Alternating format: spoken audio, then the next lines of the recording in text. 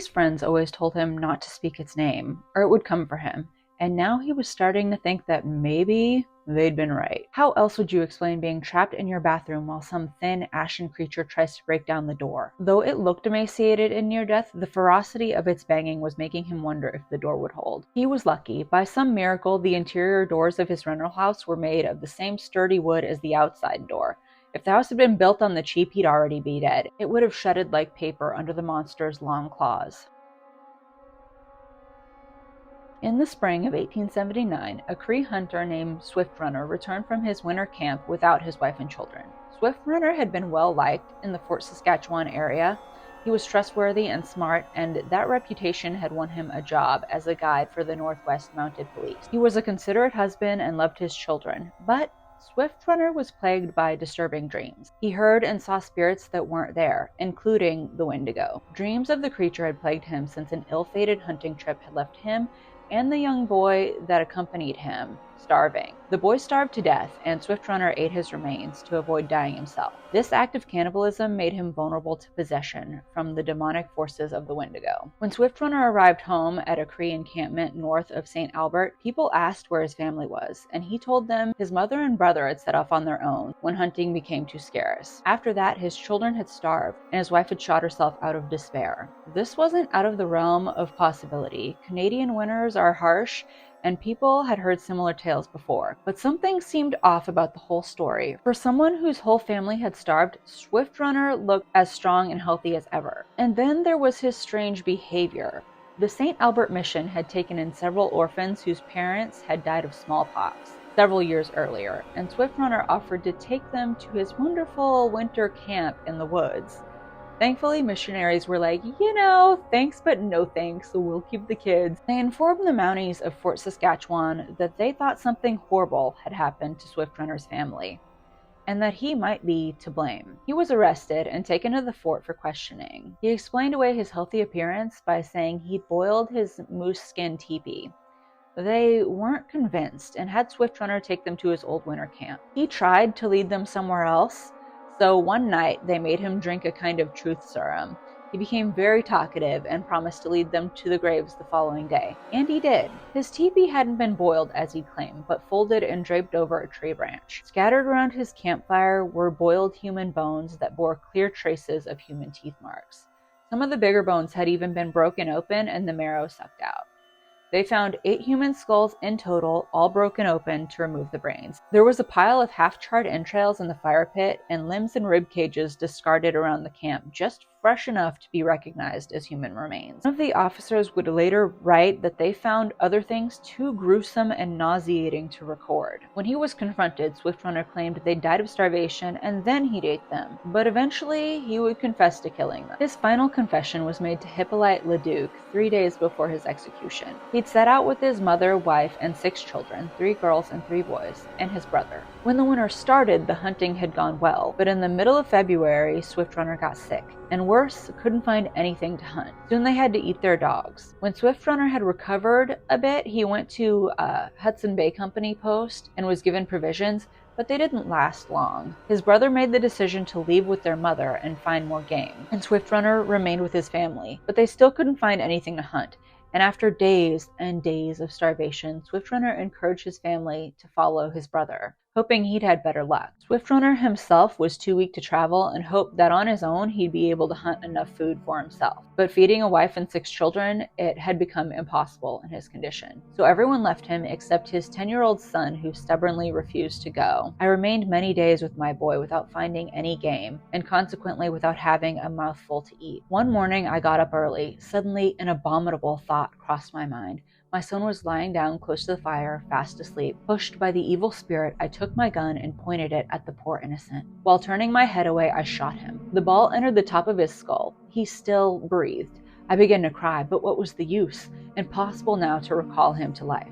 I then took my knife and stuck it twice into his side. Alas, he still breathed, and I picked up a stick to kill him. I then satisfied my hunger by eating his flesh and lived on it for some days, extracting even the marrow from the bone. Some days afterwards, in wandering through the woods, unfortunately, I met my wife and children. I said to them that my son had died of starvation, but immediately they suspected the frightful reality. They then told me they had not seen either my mother or brother. No doubt, they had died of starvation. 3 days after joining my family, the oldest of my boys died. We dug a grave with an axe and buried him. We were then reduced to boil some pieces of our leather tent, our shoes, and buffalo robes in order to keep ourselves alive. I discovered soon that my family wanted to leave me for fear of meeting the same fate as my boy. One morning, I got up early, and I don't know why. I was mad. It seems to me that all the devils had entered my heart.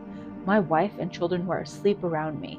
Pushed by the evil spirit, I took my gun and, placing the muzzle against her chest, shot her. I then, without any delay, took my hatchet and massacred my 3 girls. There was now but one little boy, 7 years old, surviving. I woke him and told him to melt some snow for water at once. The poor child was too much weakened by long fasting to make any reflection on the frightful spectacle under his eyes. I took the bodies of my little girls and cut them up. I did the same with the corpse of my wife. I broke the skulls and took out the brains and broke the bones in order to get the marrow. My little son and I lived for 7 or 8 days on the flesh. I was eating the flesh of my wife and children, and he the flesh of his mother and sisters. At length, I left all the bones and started off with the last of my family. Snow began to melt, spring had commenced. Ducks arrived and flew every day around us, and I could find enough to live upon, but I felt reluctant to see people. I then told my son that after some days we would meet people. They will know very soon that I am a murderer, and they will certainly make me die. As to you, there's no fear. Say all you know, no harm will be done to you. One day, I had killed many ducks. I was a few miles from Egg Lake, where some relations of mine lived. I was sitting at the campfire when I told my son to go and fetch something 5 or 6 paces off. At that moment, the devil suddenly took possession of my soul, and in order to live longer, far from people, and to put out of the way the only witness to my crimes, I seized my gun and killed the last of my children, and ate him as I did the others. Swiftrunner evaded Cree justice. His relatives wanted him dismembered and cremated to prevent the Wendigo from returning from the grave. Instead, he was sentenced to be hanged at Fort Saskatchewan on December 20th, 1879. Earlier that month, Danny had moved from Colorado to Texas and into a surprisingly affordable rental house. The rent might have been cheap, but Danny still wasn't willing to pay someone to do yard work he was perfectly capable of doing, which is how he ended up asking his neighbor to borrow a lawnmower. You wouldn't usually need to mow a lawn in February, but the previous tenants had left the place kind of a mess, and the landlord's priority hadn't been to mow the lawn. I'm not surprised Mr. Ross said no. Mr. Ross won't share anything, but it's for the best. He'd probably charge you an hourly fee, and God forbid his lawnmower broke down while in your care. You'd not only owe him a new one, but possibly some sort of interest payment. Meredith, one of his new neighbors, said as she wrestled the push mower out of the shed in the back of her house. Crap, he thought, just what he'd always wanted, a jerk for a neighbor. Danny hated to listen to gossip because maybe this woman just didn't like Mr. Ross for irrational reasons. He'd just met her. She could be crazy. However, it was also best to be mentally prepared. Mr. Ross had given him a very rude no before slamming the door shut when he'd asked to borrow his lawnmower. It's obviously his machine, so Danny wasn't bothered by the refusal, but the forceful nature of it seemed a little excessive. Mr. Ross was her husband's uncle. Matt had worked for him, but Vernon Ross stopped paying him even though the business had been good. So he quit, and Mr. Ross had started spreading nasty rumors about Matt stealing from the business. Vernon said he was going to press charges. Nothing ever came of it, and I might be biased, but I know how hard my husband works. Luckily, everyone in town knows what kind of man Mr. Ross is, or he would have blackballed Matt entirely. And then when the business went under, he blamed Matt, but the reality was he'd stopped paying his employees. It was always next week, I'm just behind on the bills. But this woman, Patty, had taken a second job, waiting tables, and he was gorging himself nightly at the most expensive restaurant in town. And he bought a boat. News travels fast around here. This wasn't the first time Danny had heard something like this. Every time someone found out where he lived, they'd tell him some rumor about Mr. Ross that he hadn't heard. He was being audited by the IRS for not paying his taxes. He'd really given up the business so he didn't have to pay child support. But by then, Danny had had his own strange encounters with Mr. Ross. He'd gotten a call one day while hauling in groceries, and the guy had stole the rest of his groceries out of the trunk. Or so Danny thought. He couldn't really be sure because he didn't see Mr. Ross take them. He just had an empty trunk and Mr. Ross watching him eerily between his blinds. When he'd gone to ask Mr. Ross if he'd seen who'd taken the groceries, the bastard had just screamed at Danny for being on his porch. Danny let it go. The man was clearly sick. He got thinner and thinner every day, and he thought maybe Mr. Ross was having some early onset dementia because who steals groceries out of their neighbor's trunk? Mr. Ross also seemed to relish glaring at him when he'd go smoke on the porch.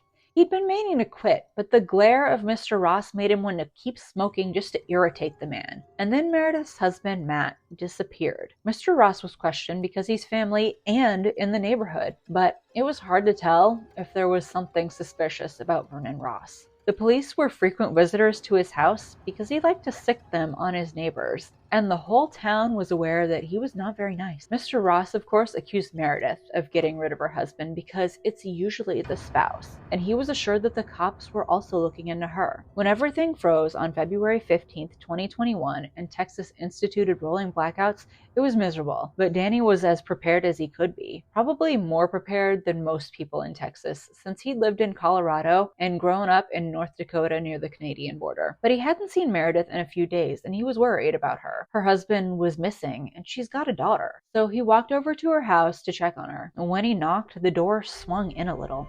He hadn't noticed, but it was actually open a bit, just enough that the bolt hadn't caught. He was immediately a little creeped out, but tried to rationalize it. Maybe she'd been in a hurry and swung the door shut and it didn't make it. He nudged it open a little more just to call to her through it. He didn't know her that well, so he didn't want to go in.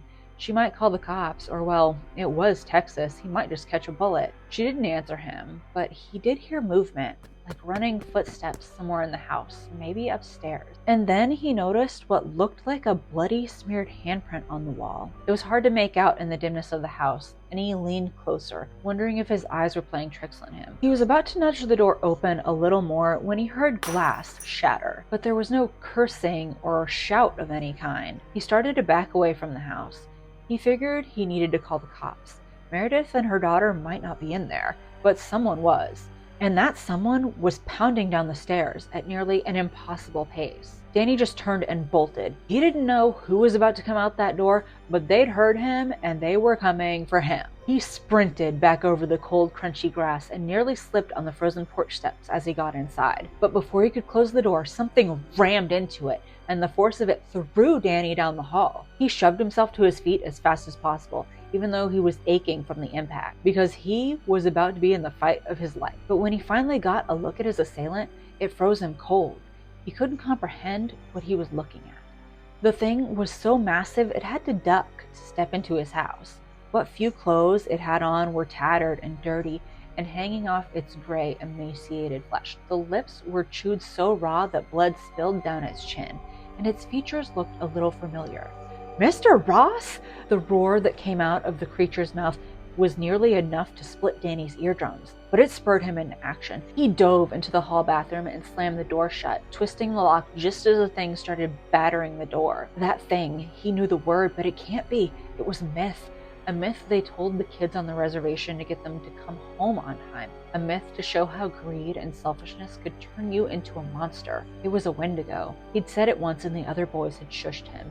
If you said the word, it might draw the creature to you. Everything went silent on the other side of the door, and he heard the click, click, click of nails drumming on the wood. "Come out, Danny." The voice was guttural and so garbled that Danny could barely make out what it was saying. "Get out of my house!" Danny could hear the scrape of nails being dragged down the door, and the harsh breathing of the creature was loud in the silence. He held his breath as he listened closely. The doorknob rattled as the creature twisted it, and Danny wondered if it would hold.